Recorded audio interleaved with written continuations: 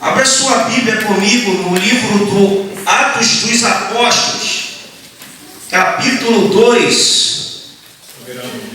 A pedida do nosso pastor Amós, para nós estar discorrendo e expondo esse texto, que é o texto praticamente base do nosso trimestre, Raízes do Pentecostalismo. Todos acharam? Amém! Ô glória! Nós vamos ler até o versículo 6. Gostaria de ler com vocês de modo responsivo.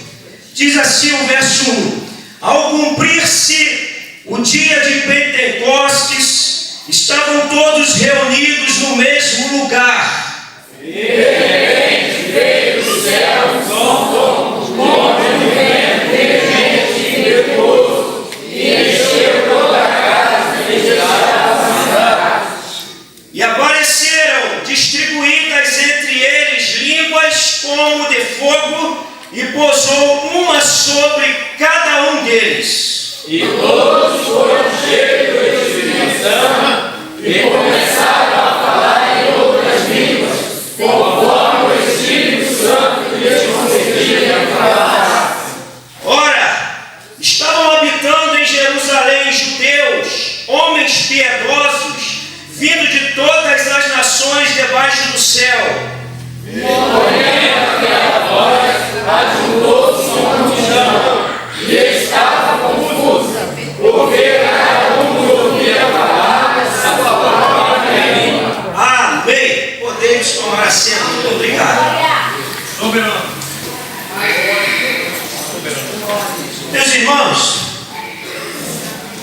para a gente abordar esse assunto, que é o assunto que vai falar do nascimento da igreja, apesar de nós intitularmos como pentecostais, que é uma nomenclatura aí no início do século XX, o Pentecostes era uma festa que, se a gente retroceder um pouquinho, alguns livros aqui, chegar lá em Levítico capítulo 23, nós vamos ver que havia as festas ali, e do verso 9 em diante nós temos a festa das primícias. Logo após a festa das primícias, nós contaríamos semanas e chegaria o Pentecostes, que é 50 dias a partir da Páscoa.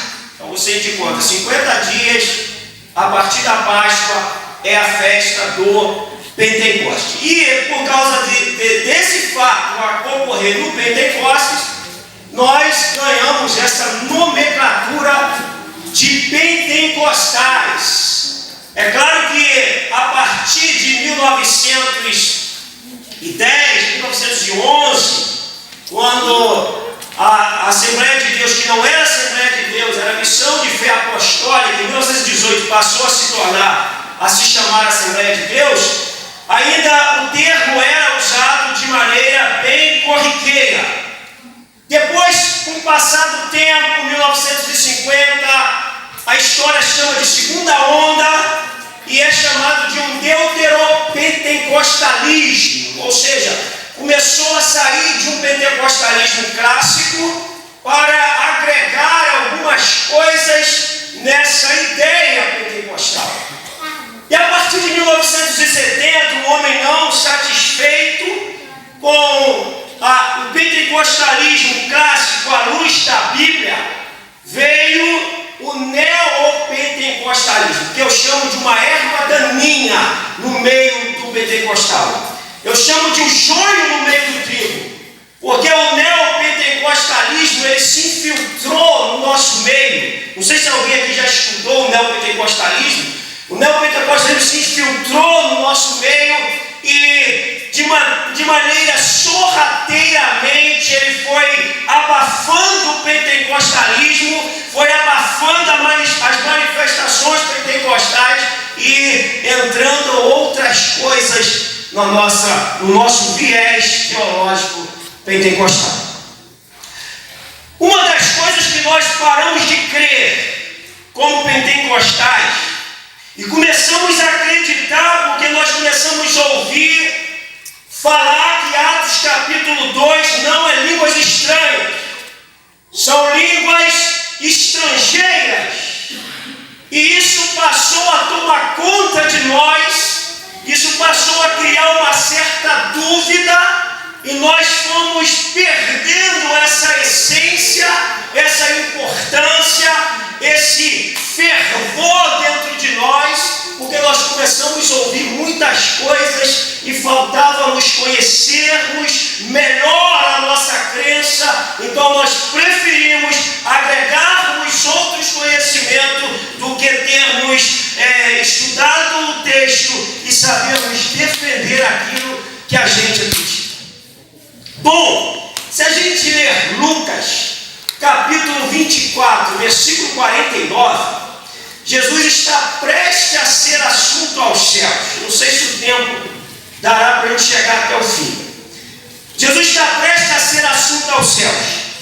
Ele pega os seus discípulos, leva ele ao Monte das Oliveiras.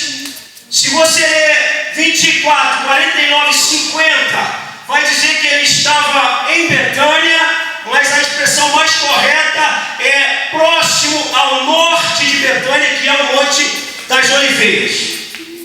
Ele fala o seguinte para os seus discípulos: eis que sobre vós envio a promessa de meu Pai, permanecei na cidade de Jerusalém, até que do alto sejais revestidos de poder. O que é poder? Bom, nós estamos falando de revestir. Quando você coloca uma camisa e um terno, com a camisa eu me vesti, com o terno eu me revesti. Não é assim? Quando você reboca uma parede, você veste ela. Quando você vai colocar um piso, você chama de revestimento. O que Jesus está falando é de um revestimento, de um poder. O que é poder? A gente traz a conotação de bomba. É claro que a bomba é do século XVIII para o XIX. Então quando a gente fala assim, poder é uma bomba, isso a gente chama de um anacronismo linguístico. Nós estamos transportando eras, tempos, mas poder é uma capacitação, uma capacidade espiritual, sobrenatural, que Deus delegou à igreja para fazer a sua obra na terra. O que a gente precisa como igreja é essa capacitação, é esse revestimento, é esse fervor do Espírito Santo, é esse poder do alto que fez a igreja caminhar no princípio e que faz a igreja caminhar até hoje. Quer ver? O neopentecostalismo trouxe um termo para o nosso meio e nós agregamos ele e nós começamos a falar assim: se você pergunta na igreja o que é mais importante, fruto ou dons? A pessoa fala assim: não, o mais importante é o fruto. Por que o fruto é mais importante do que os dons? O pastor vai sempre falando algo aqui que é relevante. Fruto é testemunho, dons é trabalho. Então, se fruto é testemunho e dons é trabalho, um não está superior ao outro. Quando a gente pega a igreja primitiva, por exemplo, a igreja primitiva era dotada de dom e dotada de fruto. Tanto que eles caíam na graça do povo, em todos eles havia o temor e a mão de Deus era com eles. Nós preferimos agregarmos essa máxima, e afinal de contas o neopentecostalismo é cercado de máximas, e abrimos mão daquilo que foi outorgado a nós para fazermos a obra de Deus. E aí nós estamos discorrendo um trimestre extremamente interessante, que eu penso como algo de Deus, resgatador para a Assembleia de Deus. Resgatador para quem acredita na da Bíblia Sagrada. Um trimestre para trazermos que há muitas pessoas que outrora criam nas manifestações de Deus, mas com o passar do tempo, com as lutas, com as tempestades, com as vicissitudes da vida, atrofiou, carregam experiências, todavia está parado, mecanizado, engessado pelos contratempos que a vida nos apresenta. Porque quanto mais você busca a Deus e serve a Deus com seriedade, maiores lutas você enfrenta. Porque Deus vai te forjando. Deus vai te, ao mesmo tempo que Ele vai te usar, Ele vai te abater. Isso aí é o propósito de Deus. Paulo fala isso em 2 Coríntios 12. Eu tenho um espinho na carne que foi me posto para que eu não me ensoberbeça das revelações que eu recebi. Porque, querendo ou não, se você não tiver cuidado e saber manejar aquilo que Deus coloca nas suas mãos, você usa isso, ao invés de usar para beneficiar o próximo, você usa para benefício próprio. E quando Deus dá dons, seja ministeriais ou seja espirituais, o propósito é para a edificação do corpo de Cristo. Deus nunca vai dar um dom, seja ministerial ou espiritual, para autopromoção, para promoção pessoal, para promoção própria, para querermos que os homens nos sirvam, quando o papel é invertido. É para que quem possui sirva aos homens. E o que Jesus faz? Pede para eles: vocês vão ficar lá em Jerusalém, vão para lá. E eles vão para Jerusalém. Se a gente ler Atos, por exemplo, capítulo 1, versículo 12, diz assim, ó: então voltaram para Jerusalém, do monte chamado das Oliveiras, que é dita daquela cidade tanto como a jornada de um sábado, de 1,5 km. Quando ali entraram, subiram para o cenáculo.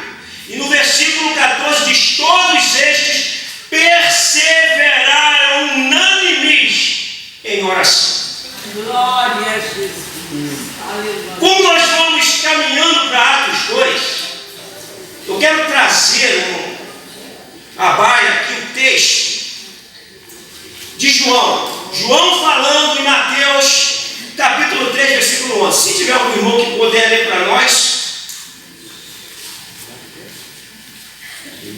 João 3, Mateus 3, 11.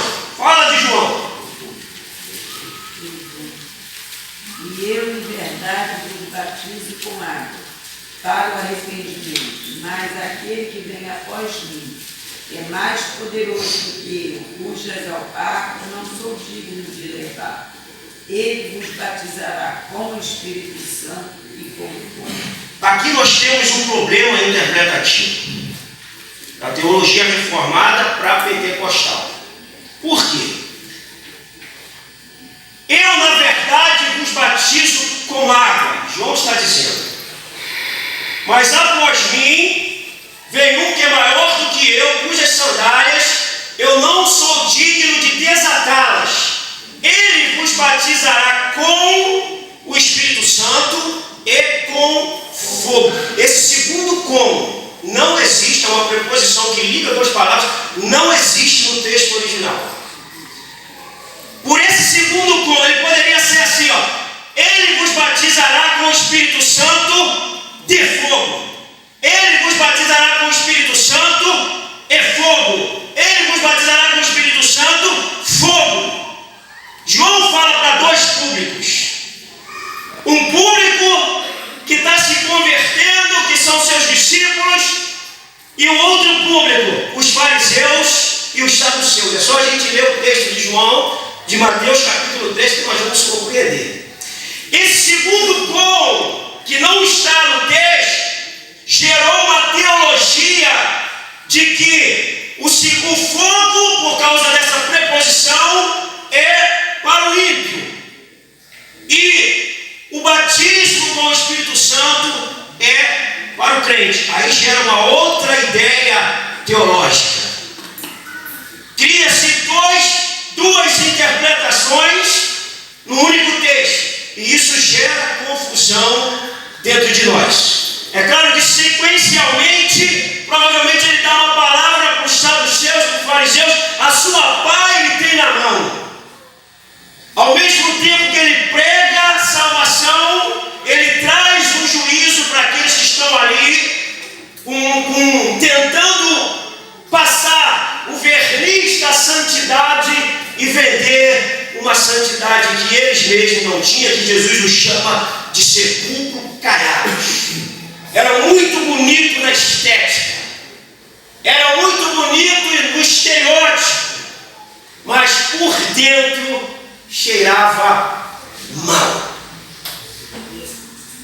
Entendendo esse texto, partindo para Atos 2, nós vamos entender que, cumprindo esse dia, o dia da festa, estavam todos reunidos no mesmo lugar. Que lugar? Atos capítulo 1, versículo 13.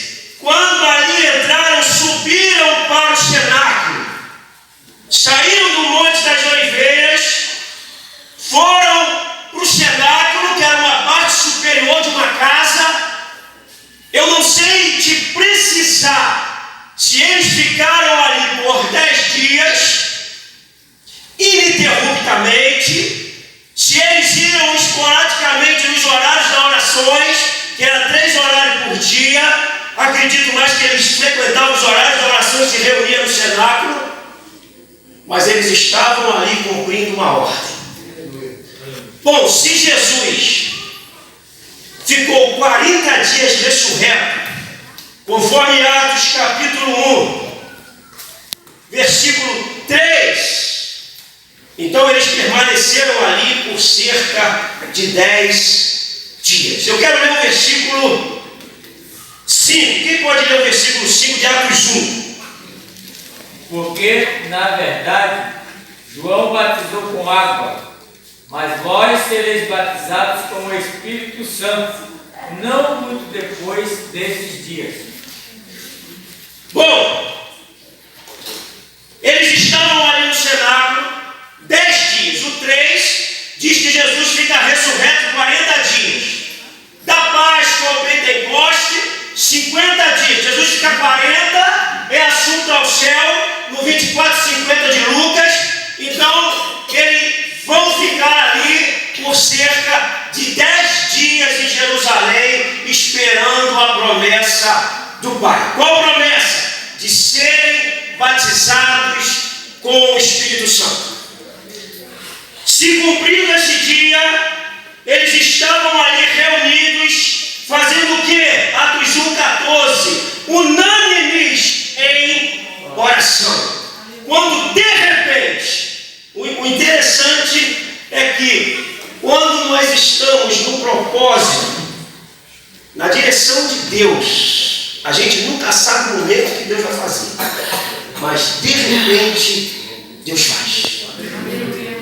Quando a gente milita na direção de Deus, eu não sei que dia e que hora, mas de uma coisa eu sei: o de repente de Deus vai acontecer.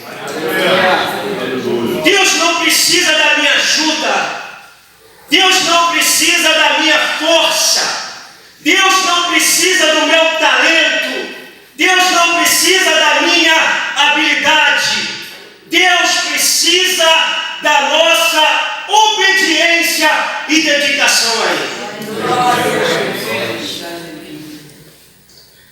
O que aconteceu? De repente veio do céu um som, como de um vento. É importante a gente atentar aqui que vem um som como, mas ele não é um vento. O como determina um símbolo. Vem um som como um vento. Há um barulho de vento, mas não é um vento. Algo semelhante a um vento, impetuoso, e encheu toda a casa onde eles estavam assentados. Assentados aqui é reunidos, aonde eles se encontravam. De repente, eles ouvem um som impetuoso, um barulho que invade aquele ambiente. Que invade aquele ambiente. Deixa eu botar, não tem um slide para você botar aqui, Gustavo. Não sei se você... Ah, bom, obrigado. O 3 diz assim, ó. E apareceram, distribuídas entre eles, línguas, aqui é glossa, como de fogo, ó, outro como. Apareceu algo como fogo e pousou uma sobre cada um deles. Eles estavam reunidos, veio algo como vento, veio algo como fogo, e um via na cabeça do outro línguas como de fogo sobre a cabeça de cada um. Todos os 120 ali reunidos podiam ver o fenômeno que estava acontecendo. Glória a Deus. Aleluia. Aí nós temos duas palavras gregas para poder diferenciar o termo língua,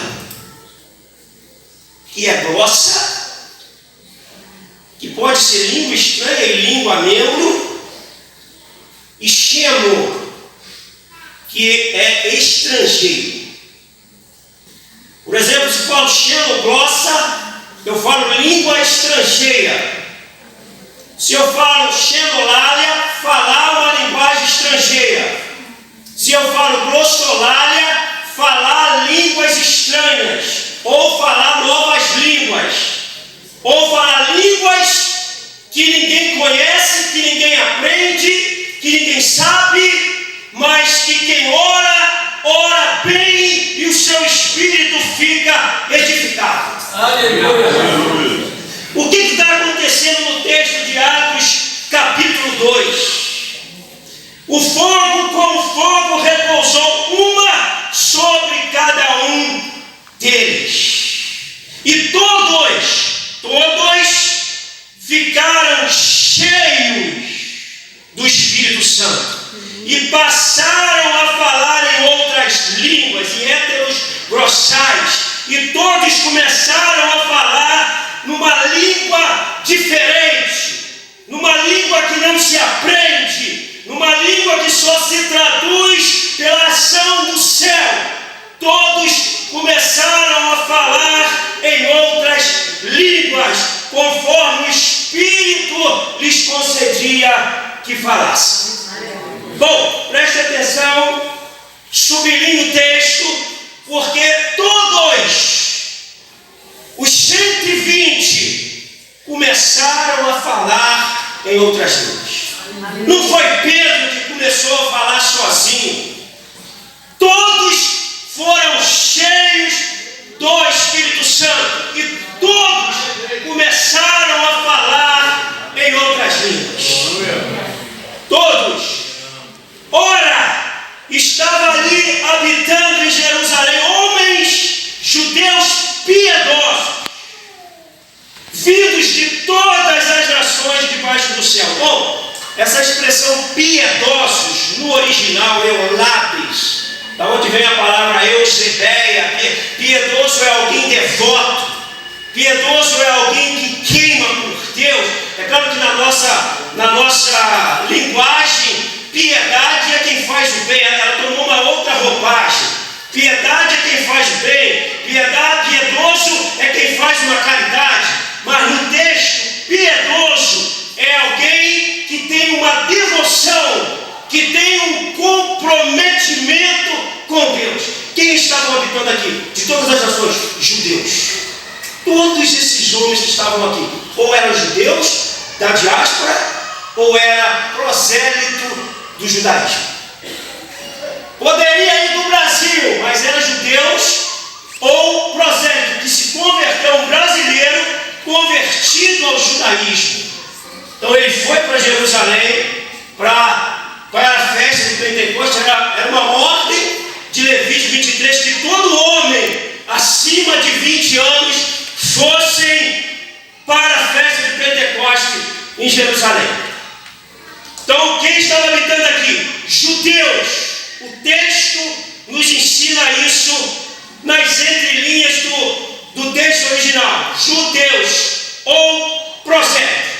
Quando, pois, se fez ouvir aquela voz, afluiu a multidão que se possuiu de perplexidade quando cada um os ouvia falar na sua própria língua. A expressão língua aqui não é grossa, é dialeto. Bom, nós temos aqui talvez um milagre de grossa com um sino. Digamos que o milagre não foi só da fala, mas ele foi da audição. Porque eles falavam em línguas 120 juntos. Para você ter uma ideia, era 120 juntos mesmo. 120 pessoas falando junto. E aí a gente fica na Assembleia de Deus, posso que vem intérprete. Eu não sei onde vai parar. É o assembleiano proibindo o que Paulo fala, não proibais falar em línguas. E eu dou graças a Deus porque eu falo bastante, disse Paulo. Eu vou indicar um livro para vocês aqui, que de repente te ajuda muito nesse conceito. Um livro prático, é igual comer peixe, como diz o meu amigo Francisco. Você come a carne e tira a espinha. É o livro Falar em Línguas, do Luciano Subirá. Excelente literatura, que talvez dá um start na nossa mente, a gente volta às nossas origens clássicas dos pentecostais. De acreditar que Deus batiza com o Espírito Santo. Por que Deus não batiza? Mas a gente não acredita mais. Por que Deus não, a gente não fala mais? Primeiro, eu preciso acionar a sua fé. Vem na frente quem quer ser batizado. Como se muitas das vezes nós somos como Águila e Priscila. Eu nem sei se é Espírito Santo. Eu só conheço o batismo de João. Atos capítulo 19. Então se não há ensino, se não há pregação, se não há exposição do texto, dificilmente nós vamos ver essas coisas. Porque a gente quer falar que Deus vai te dar uma chave.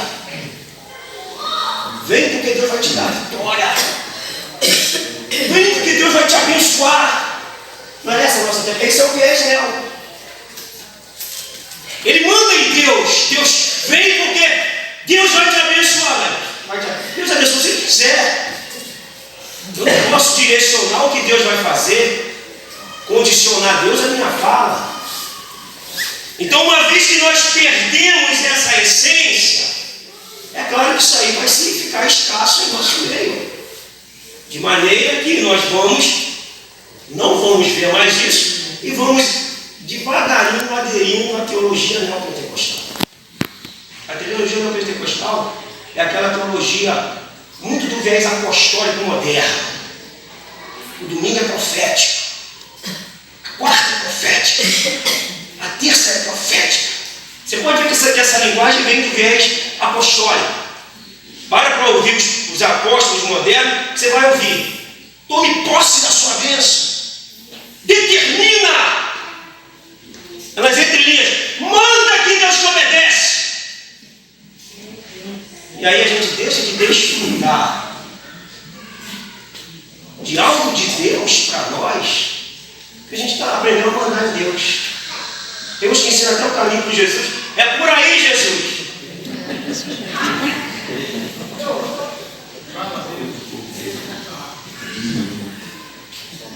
mas eu estava no caminho certo que alguém falou, é por aí mesmo. Vamos nós! Cada um ouviu falar no seu próprio dialeto. Agora eles estão entendendo o que está ocorrendo. Estavam, pois, atônitos, os 7 admirados, dizendo: vede, não são porventura os galileus todos estes que estão aí falando? Como nós estamos ouvindo eles falar, cada um na nossa própria língua materna? Olha só, presta atenção. 120 falando, eles atraem, o barulho atrai a atenção, porque o barulho atrai mesmo. Eles são atraídos por esse fenômeno. 120 falando, como pode um grupo, para analisar racional, 120 pessoas falando, e todas as nações ali presentes, cada um ouvia no seu próprio dialeto. Se fosse só Pedro falando, eu até concordaria com alguém que falou assim: não, eu estava falando, era idioma. Não tem lógica. Tem lógica, 120 pessoas falando idioma e todo mundo entender. Sai do princípio da razão. Até porque aqui é um milagre.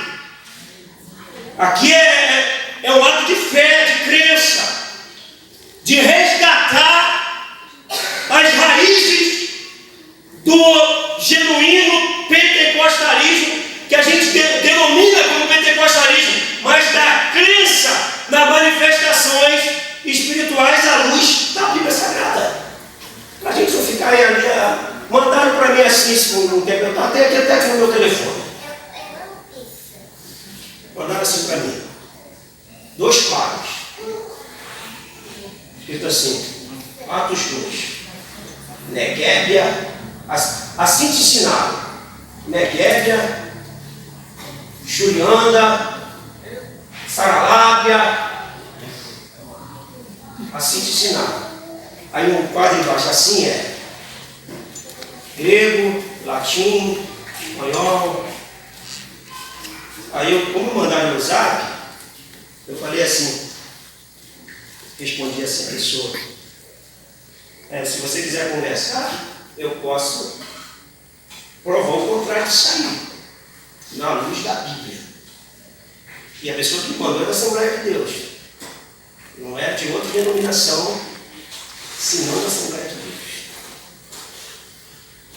Nós mesmos estamos perdendo aquilo que alavancou não só a igreja no seu princípio, mas que alavancou ministérios.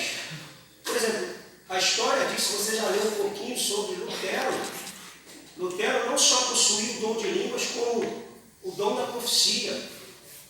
Ousado, corajoso, enfrentar praticamente um sistema pervertido só na força de Deus. Se não for na força de Deus, você não faz. A capacitação de Lutero era justamente o poder de Deus delegado a ele para executar aquele papel. Quem sabe ele não passou várias noites sem dormir a partir de que ele leu Romanos 1,17, que a salvação é por meio da fé. E dali em diante ele não dormiu mais. Aquilo carcomeu ele por dentro, por uma noite de insônia. E eles ouviram cada um na sua própria língua. E ficaram atônitos. O verso 11, para eu adiantar aqui, diz: tanto judeus como prosélitos, que é adepto convertido ao judaísmo, cretenses e arábios, como os ouvimos falar na nossa própria língua as grandezas de Deus.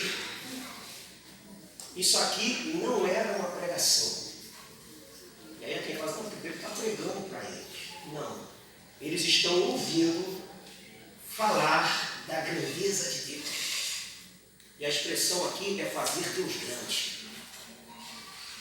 Eles estão falando 120, cada um ouve na sua própria língua, eles exaltando Deus. Não há pregação no texto.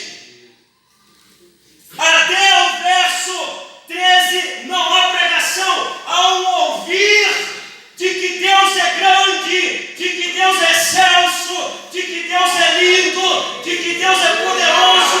É isso que eles estão ouvindo. Glória a Deus.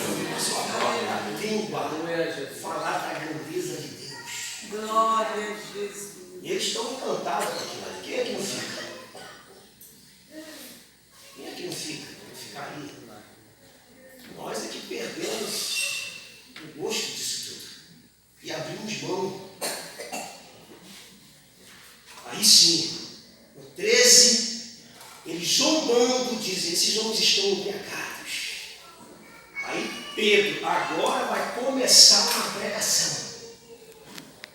Com o seu grego capenga da Galileia. Mas cheio de Deus, porque Deus não se preocupa se o meu português é bom. Quem opera a conversão não é o meu português nem o seu. É a unção de Deus nas nossas vidas. Não é a classe no falar. Não é a classe no vestir. É no joelho que se dobra e é na vida que busca Deus. É Ele que parte as correntes.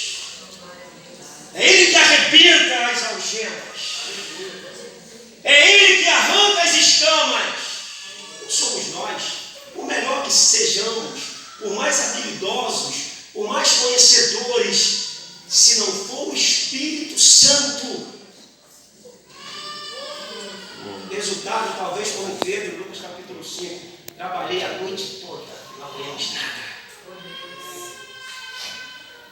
Trabalho, não apanho nada.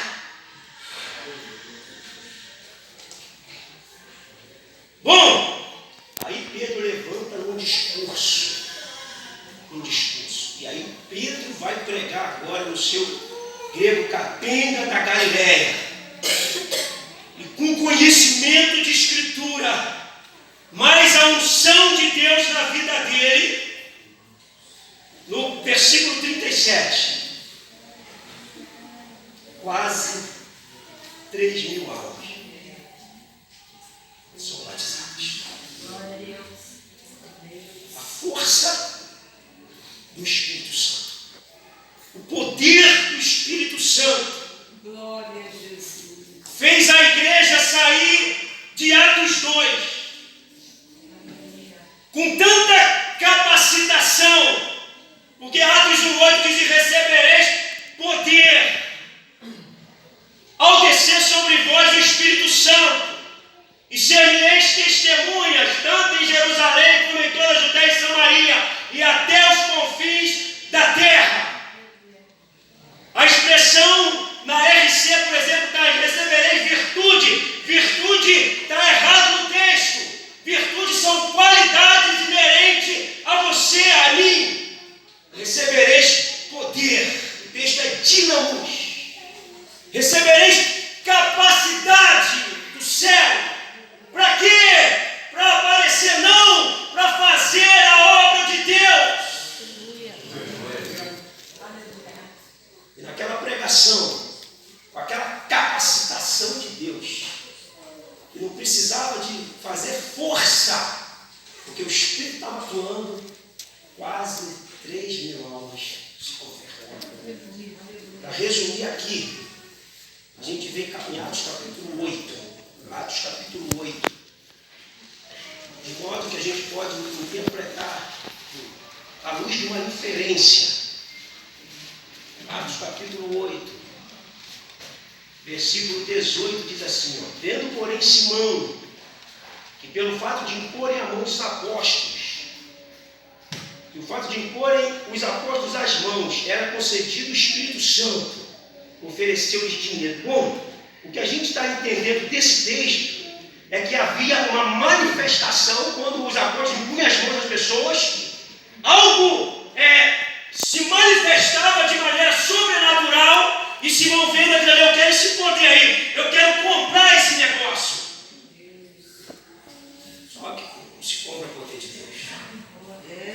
diz o Marco Feliciano com muita propriedade, a salvação é de graça, mas a unção tem preço. Você é o Márcio Feliciano. A salvação é de graça, mas a unção tem preço. E é isso aqui. Não é o preço por dinheiro. É o preço da renúncia. É o preço do jejum. É o preço da oração. É o preço da busca. É o preço da consagração a Deus. E aí, para a gente fechar e entender isso aqui, de modo inquestionável, Atos capítulo 10 de Atos, Pedro, obedecendo a voz do Senhor, vai à casa de Cornélio em Cesareia. E o versículo 45, quem pode ler com bastante gana? E os fiéis que eram da circuncisão, todos quantos tinham vindo com Pedro, maravilharam-se de que o dom do Espírito Santo se derramasse também sobre os gentios. 46. Porque os ouviam falar línguas e magnificar a Deus. 7, agora tem que fechar isso aí. Respondeu então Pedro: pode alguém, porventura, recusar a água para que não sejam batizados estes que também receberam, como nós, o Espírito Santo? Olha só, 46, Pedro diz assim, pois os ouviam falando em línguas e engrandecendo a Deus. O mesmo contexto de Atos 2. Falando em línguas e engrandecendo a Deus. Como Pedro está na casa de um gentil, o que ele faz? Ele tinha que dar um parecer, um relatório, porque ele devia obediência à igreja de Jerusalém, dos apóstolos, que a igreja de Jerusalém não era no templo, era no cenáculo. Pedro vai até Jerusalém, dá um relatório para os apóstolos, os outros apóstolos. Você vê que até Pedro dava o seu diagnóstico dos fatos. No capítulo 11, versículo 15, diz assim, quando, porém, ele está discursando aqui, para a gente abreviar. Quando, porém, comecei a falar, caiu o Espírito Santo sobre eles, como também a nós no princípio. Caiu sobre eles o Espírito Santo, como também a nós no princípio. Que princípio é esse? Atos capítulo 2. E aí ele continua. Então me lembrei da palavra do Senhor quando disse: João na verdade batizou com água, mas vós sereis batizados com o Espírito Santo. Aleluia. Quando Pedro fala assim, caiu sobre eles, como a nós, ele fecha o texto de uma maneira tão rica, porque ele usa a referência de Atos 2 para Atos 10 e 11, confirmando aqui que o que aconteceu em Atos 2, eles falavam em línguas estranhas, foram cheios do Espírito Santo e cada um ouvia no seu próprio dialeto. Aleluia. É inquestionável, à luz dos textos, da exegese do texto, não tem como nós abrirmos mão. O que a gente precisa é voltar a pregar de maneira séria, de maneira coerente, de maneira intensiva sobre o batismo com o Espírito Santo e os dons do Espírito Santo. A importância que Paulo dá na edificação da sua vida. Outra coisa importante, que o mistério não é língua de anjo. Não é língua de anjo. Por quê? Porque língua estranha cessarão. O anjo não vai cessar. Por quê? Língua estranha edifica a gente. O anjo precisa ser edificado. O anjo é perfeito. Então, língua estranha é uma capacitação sobrenatural de Deus para nós edificarmos as nossas vidas e fazermos a obra de Deus. E se houver uma interpretação, traz uma lucidez, uma profecia para quem está ouvindo. Para eu fechar aqui, já me passou o horário. 1 Coríntios, capítulo 14,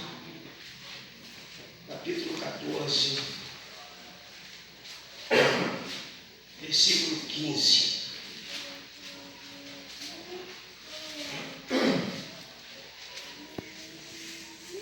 Diz assim: que farei, pois? Orarei com o Espírito. O que é orar com o Espírito para Paulo? Orar em línguas. Mas também orarei com a mente. Orar com a razão. Cantarei com o Espírito.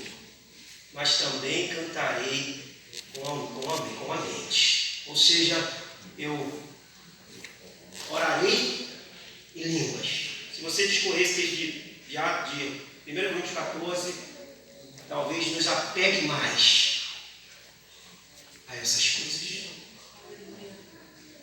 Talvez isso nos cative mais. A importância de que isso é para nós, como crentes das Assembleias de Deus.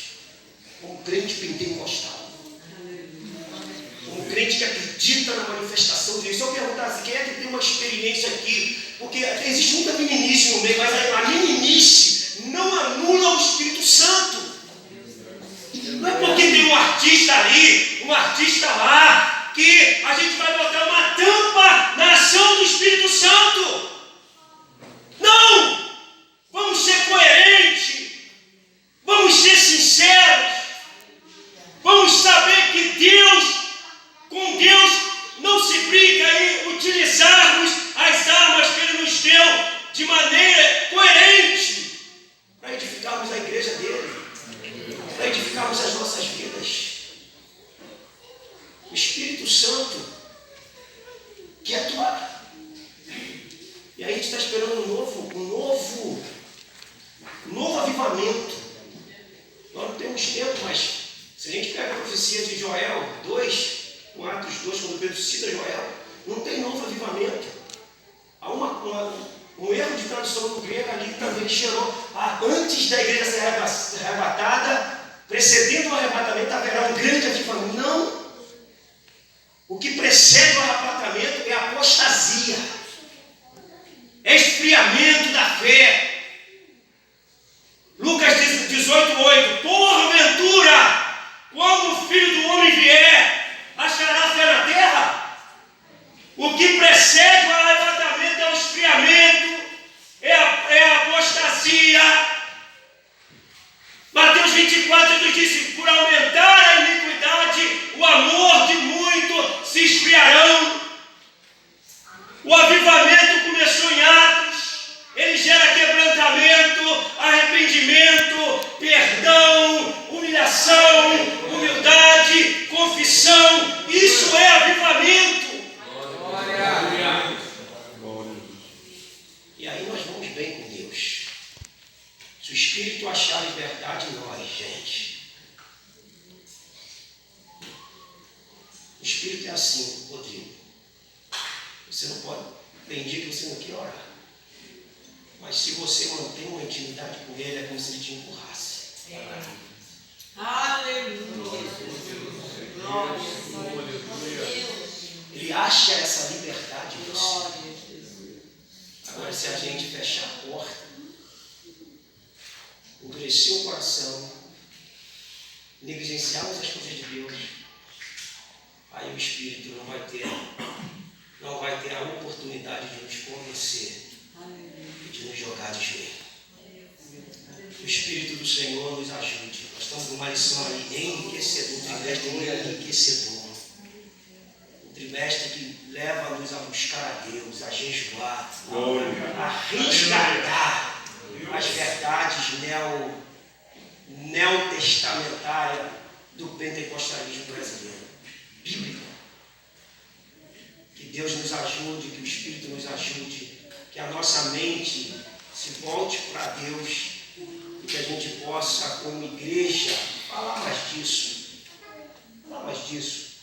pregar mais isso, ensinar mais isso. Não dá muito ibope não, mas a espiritualidade faz bem para você em todos os setores, para a sua família, para o seu vizinho, para a sua filha, para o seu filho, para a sua casa, para o seu emprego, para o seu filho. A espiritualidade faz bem para você em qualquer lugar que você chegar.